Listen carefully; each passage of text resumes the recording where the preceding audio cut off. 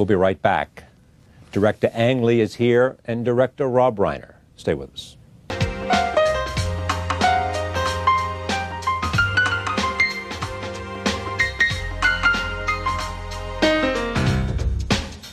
Oscar-winning filmmaker Ang Lee is here. For the past 10 years, he has directed such memorable and diverse movies as Eat, Drink, Man, Woman, Sense and Sensibilities, The Ice Storm, and the groundbreaking Crouching Tiger, Hidden Dragon. His latest film is yet another change of pace. It is The Hulk, based on the popular comic book character. Here is a look at the trailer for the film. Look at you. Off to college to be a great scientist. Like your father. There's something inside you so special. Someday you're gonna share it with the whole world. Let's hit the gamma radiation.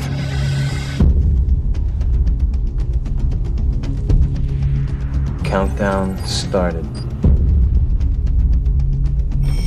Nanomeds released.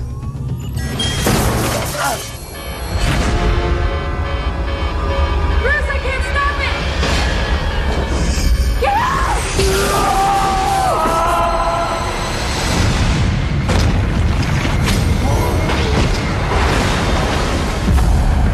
Bruce, I don't understand what I just saw. Type of gamma released. Something was already there.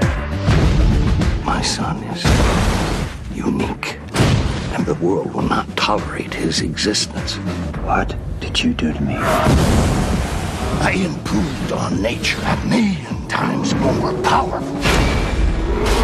My God. I need everything we have to stop his movement. You will only fuel his rage and make him stronger. You know I never hurt you. I'm sending her a surprise visit from some friends of mine. You pathetic freak. You're making me angry. I don't think you're gonna like me when I'm angry.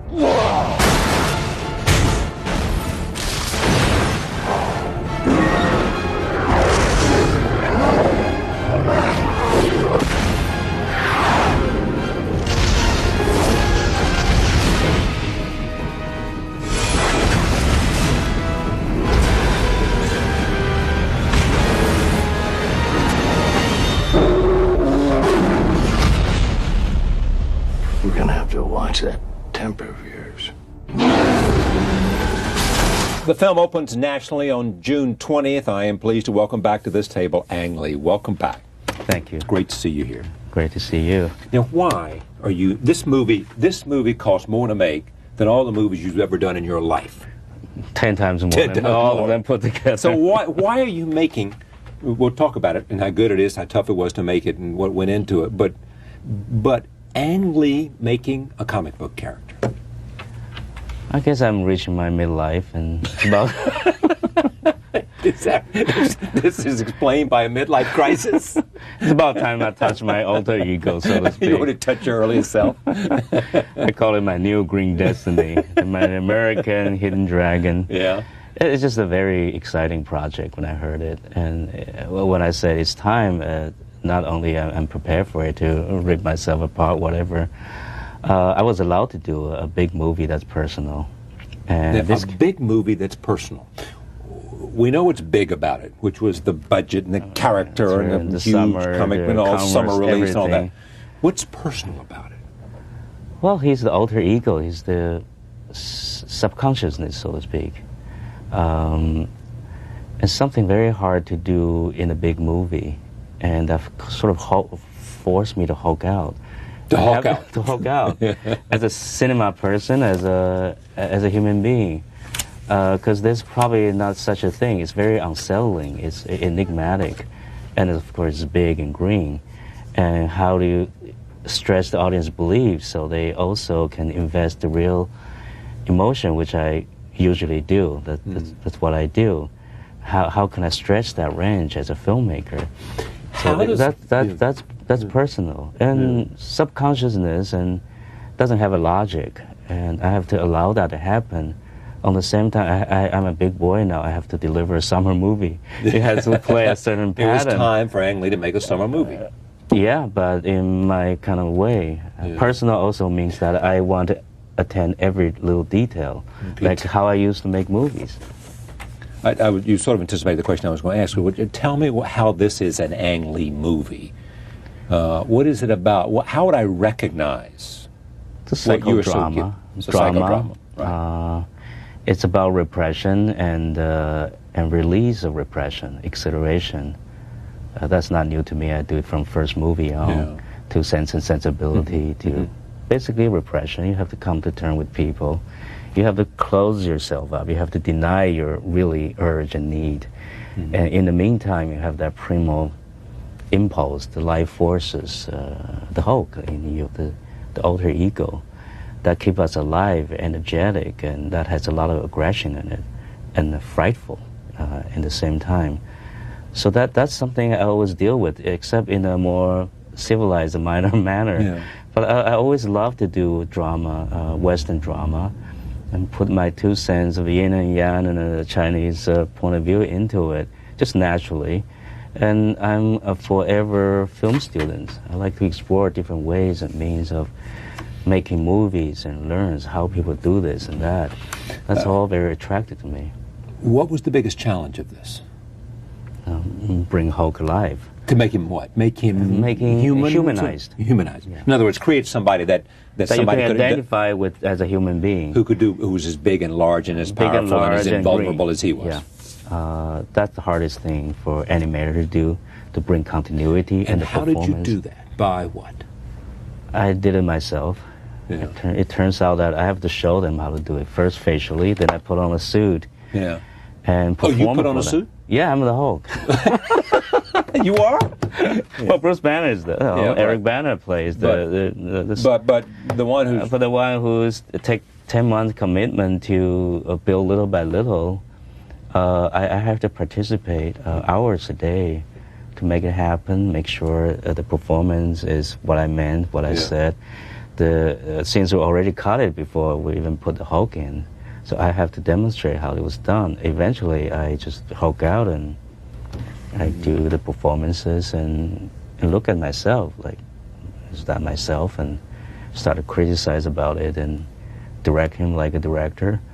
And gradually we bring him to life. You know, him being big and green, there's never real reality in it. I have to create a whole movie as the Hulk, as the Hulk experience, as a modern day myth, to stretch that belief. Why is he green? I was green in the comic book. As a matter of fact, the first issue he was in gray. He was a nocturnal creature. It's like Wolfman. It's not even rage that bring him to be the Hulk.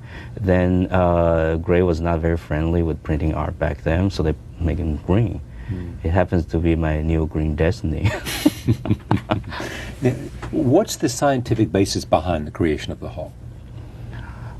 In the book, it was just a gamma radiation. Radiation. Then he changed. To me, it takes more because I invite the audience to invest real emotions. And movie being photography, I have to bring certain realism. So the scientist has to talk like scientist. So I sort of made up some pseudoscience and have a science advisor that made them science right. We brought in, and actually at first James' idea, the writer's idea to bring in nanotechnology. We have to update what was cool back then in the 60s, which is nuclear test, gamma bomb, all that. Cold War era, bring that anxiety and technology to today's. And after all, it's really Frankenstein. Genetic engineering, and then the traumatic experience, and the rage is unbottled, what is the effort of covering it, and then take a look at this. This is a clip. This is where Talbot, played by John Lucas, and Bruce, played by Eric Bana, they meet for the first time. Here it is. You and I have never had the chance to get to know each other properly. Well, it's because I don't want to get to know you properly or improperly. So leave. Hey, no worries.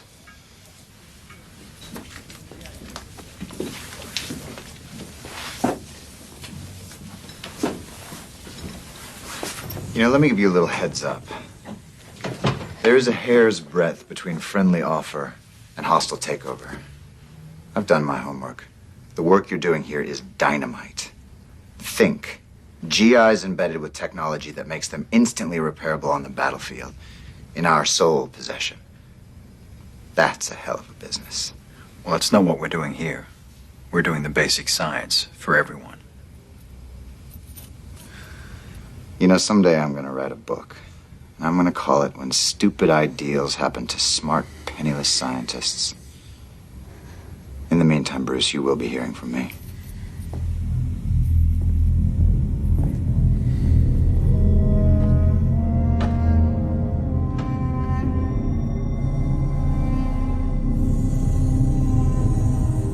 The summer movie appeals to all ages?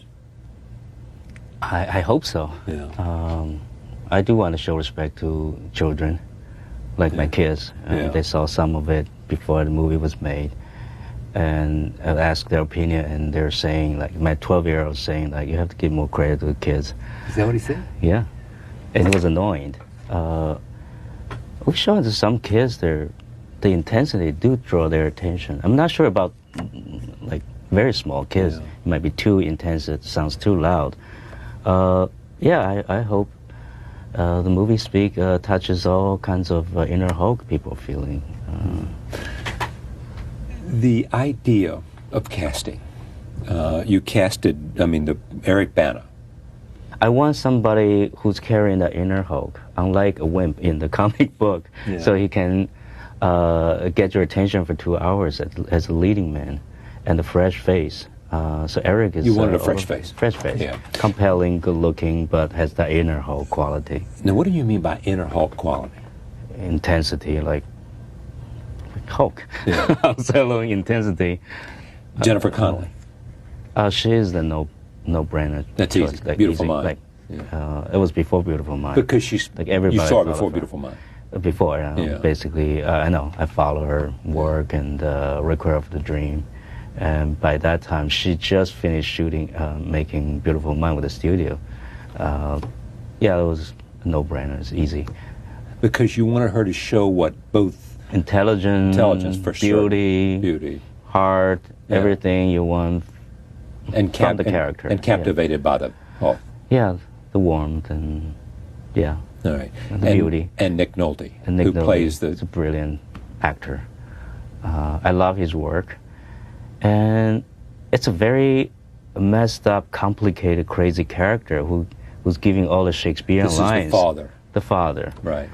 Who creates the son. I want an actor that I envision him doing, because he's an actor, he can do all this brilliant, crazy stuff, yet have sympathy for him, and you don't hate him. So Why is that? Because you want to hate him because he's... Yeah, but I watch Nick Nolte, it's only bring complexity, not hatred.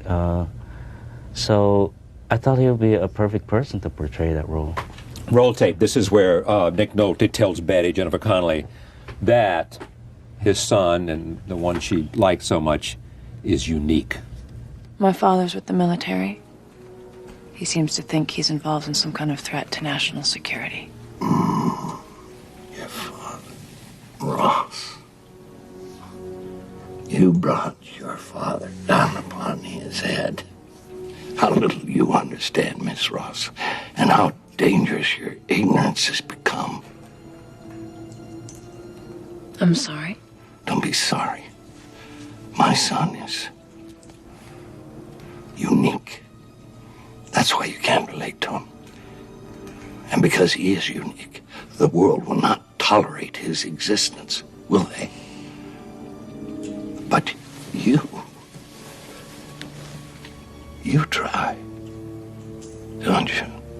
What's interesting about this part of it, is that you're dealing with a comic book character, and yet you have these very real people who are relating to this character, and who are brilliant actors who therefore pull it off. They have enough credibility. Something in common, though. They have not only that, but they have something in common that I chose them. I can sense the inner Hulk in them, just on the look, the way they carry the scenes. They has that potential. I think everybody dealing with the Hulk, they're dealing with their own inner demon or monster or something. So I was particularly choosing the cast that you feel the Hulk is everywhere. that intensity they carry, the brilliance they carry, something larger than life. Some say that the Hulk is the most difficult CGI created character ever made. I believe so. Why is it difficult? This is just a big guy. It wouldn't be as difficult if I don't want the audience, I don't care for audience to associate with human being. Yeah. Yeah. Humanize in computer world that I learned, I didn't know. It's good that I'm innocent about the technique before I start out.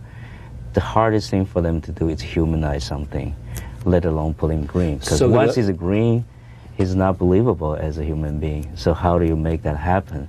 It's hard for me dramatically. It's hard for ILM to create him. Yeah. And they I'm so So proud how of did they it. do it? How did you do it? Little by little, the movie, the way people look at him, the way he performs, the way he messed up.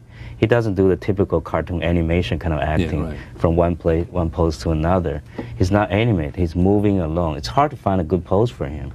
Something I learned from dramatic movies. I have to mess him up. When he runs, he trips, and when he hit the dog, the Hulk dog, he slips, and that's the hardest thing for them to do. He's not working for poses, but he's leaving for motion pictures. That's extremely hard to do. Then when I complain about his reality, island people took the color out, make it black and white. He said, look, he has more detail than an actor. He's more real than an actor. And once you put him green, he's not real. They have to carefully put in layers and layers of maps of textures and translucencies and have all function and dysfunction in certain ways to bring his life. And what did the audience testing tell you? I mean, you have to change the ending. You have to do anything. Did they? I can tell you one thing: they did not want him to die. Right? You might not want to believe this, but the movie was never tested. Nobody's seen it. Is that right? Yeah, I made an agreement with the studio. I don't want to test it because I know it's not going to be finished when you test it. Yeah. There'll be so many holes. It will be unfair. And then that's just add another layer of stress. Is you don't know what's going to happen. This is a silly question, but you had Final Cut. Yeah. So this is your movie. You made the movie you wanted to make. Yes. It's not really about studio control. Yeah. It's about how do I come to terms with the genre and the public out there. That's the real stress. There's to a point nobody knows what to do with the film, and I have to bring it together with consciousness. And James Shem is my friend, he's a producer, he's a writer. Yeah. Like midpoint, he's telling me something. I try to keep myself awake. Is that he said you don't have to be responsible, but you have to be reasonable. So the last 3 months about deliver a big movie, you have to come to terms with the genre, hit the notes. Right. If you're gonna play in the game, you got to play the game. Yeah. You can bend it, but don't break it. And yeah. Congratulations. Thank The you. Hulk opens nationwide on Friday, June 20th. My pleasure to have Ang Lee here. He doesn't do many of these interviews, and I'm always happy that he includes me on his Thank you. stuff. It's a Thank you. pleasure. It's an honor. We'll be right back.